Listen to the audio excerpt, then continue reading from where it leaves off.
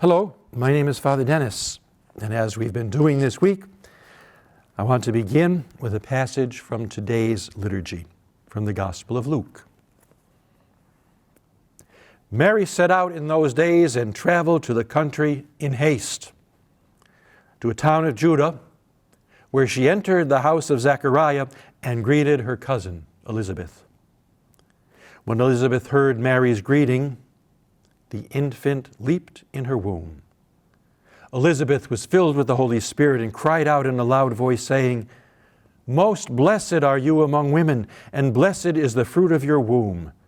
And how does this happen to me, that the mother of my Lord should come to me?"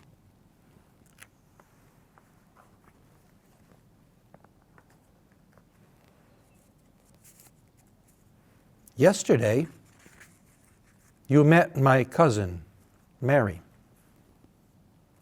Today, you hear the story of how she went out of her way to be with me, Elizabeth, in my joy and in my need. You see, I am Elizabeth, the cousin of Mary.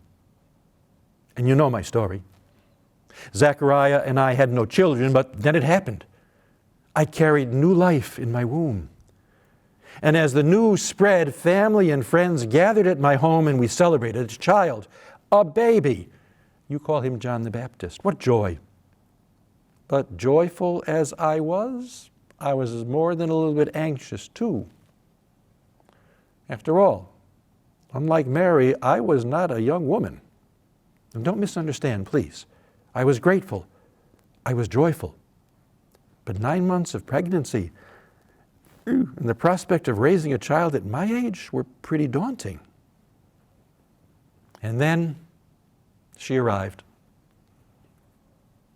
The gospel story says Mary came in great haste, and she arrived at my doorstep out of breath, and I ran out to greet her. And the moment I saw her, my joy multiplied, and my anxiety was lessened. Even the baby sensed something special. John began to dance in my womb. I knew I was not alone, and I knew I would not be alone. Mary, Mother of God, had brought God to me. That was the role that day that God gave to my cousin Mary, to bring God to me, Elizabeth, to lighten my fear and double my joy. You have that same role, because like Mary, you carry Jesus in you. In baptism, he was poured into you. In the Most Holy Eucharist, he abides in you. And it is your privilege and your mission today to bring him to others. Not by preaching or teaching or correcting or cajoling, but simply by being with someone in that person's joy or in that person's anxiety. Did you notice that the baby started dancing and my heart, joyful and fearful at the same time, was touched before Mary even said a word? She just needed to be there. Be there for someone today. In a prayer, a simple visit, a call, one of those things you call text messages. Make haste, like Mary, to deepen someone else's joy or ease someone else's anxiety.